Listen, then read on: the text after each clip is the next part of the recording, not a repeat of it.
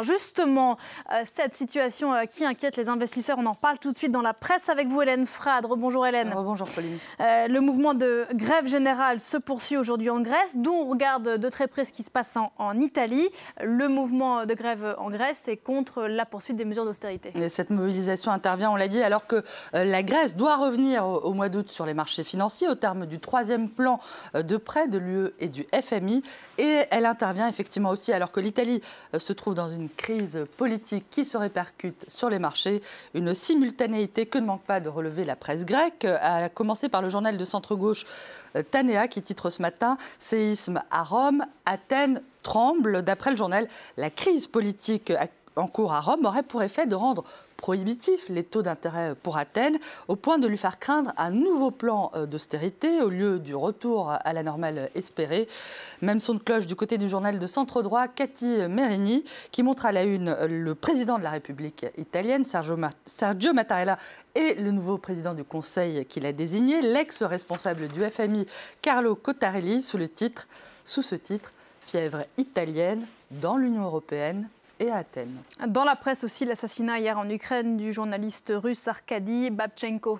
La disparition de ce critique sans concession de Vladimir Poutine, opposé à l'annexion de la Crimée et à la guerre menée par Moscou dans l'est de l'Ukraine, fait la une du site de l'hebdomadaire ukrainien Kiev Post, qui rapporte qu'Arkady Babchenko a été tué de plusieurs balles dans le dos devant la porte de son appartement à Kiev, où il avait trouvé refuge en 2017 après l'intense campagne de dénigrement médiatique dont il avait été l'objet dans son pays, en Russie.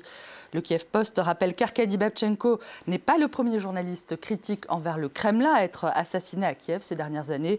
Il y a un peu moins de 2 ans, le journaliste biélorusse Pavel Cheremet, qui travaillait en Russie avant de s'installer en Ukraine, avait été tué dans l'explosion de sa voiture alors qu'il se rendait au travail, se souvient l'Hebdo, qui relève que ce meurtre n'a toujours pas été élucidé à ce jour. Et la presse internationale rend hommage à Arkady Babchenko. C'est le cas notamment du Guardian, avec lequel le journaliste avait ponctuellement collaboré. Cité par Courrier International, le quotidien britannique confirme qu'Arkady Babchenko avait quitté la Russie en février 2007 parce qu'il ne s'y sentait plus en sécurité. Je cite, le journaliste se serait d'abord exilé en République tchèque, puis en Israël, avant de s'installer à Kiev. Arkady Babchenko, dont le site d'information russophone basé en Lettonie, Medusa, rappelle le parcours singulier, celui d'un ancien soldat qui avait participé aux 2 guerres de Tchétchénie avant de déposer les armes et de devenir correspondant de guerre pour plusieurs médias russes, dont Novaya Gazeta, ce grand journal d'opposition russe dont 6 journalistes ont été assassinés depuis 2000, que ce soit pour leur article sur la guerre en Tchétchénie, la corruption ou les atteintes aux droits de l'homme. Arkady Babchenko, on le voit, fait ce matin la une du site de Novaya Gazeta, qui dit de lui qu'il était un homme qui ne mâchait pas ses mots, un homme absolument droit, absolument honnête, un véritable artiste, un écrivain pour qui la parole des civils comptait plus que tout. Arkady avait connu la guerre, il y avait participé, mais il l'a haïssait, écrit Novaya Gazeta. Sans doute est-ce la raison pour laquelle il avait quitté la Russie, parce qu'il haïssait la guerre et ceux qui l'organisent. On ne va pas se quitter là-dessus. Un coup d'œil pour terminer, Pauline, au Washington Post, qui nous apprend que le Rwanda et d'autres pays d'Afrique ne veulent plus, ou disent ne plus vouloir, en tout cas des vêtements abandonnés ou rejetés par les États-Unis. Le président rwandais Paul Kagame aurait pour projet de créer une industrie textile nationale. Et puisqu'on en est à la rubrique chiffon, Pauline, jetons ainsi le journal Outre-Manche, où il est beaucoup question ce matin de la tenue de super-héroïne de la tenniswoman Serena Williams.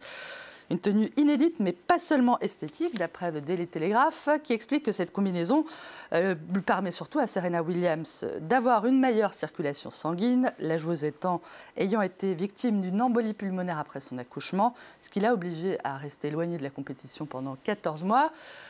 Serena is back, Serena est de retour, habillée pour le succès. Une pensée évidemment à toutes celles dont les retours de maternité sont parfois difficiles. Oui, on l'a vécu, elle annonçait. Est-ce que ça lui réussit plutôt à Serena Williams qui On pourrait tenter un matin qui s'est qualifié pour les premiers tours de Roland-Garros. On se quitte rapidement, on se retrouve juste après la pause.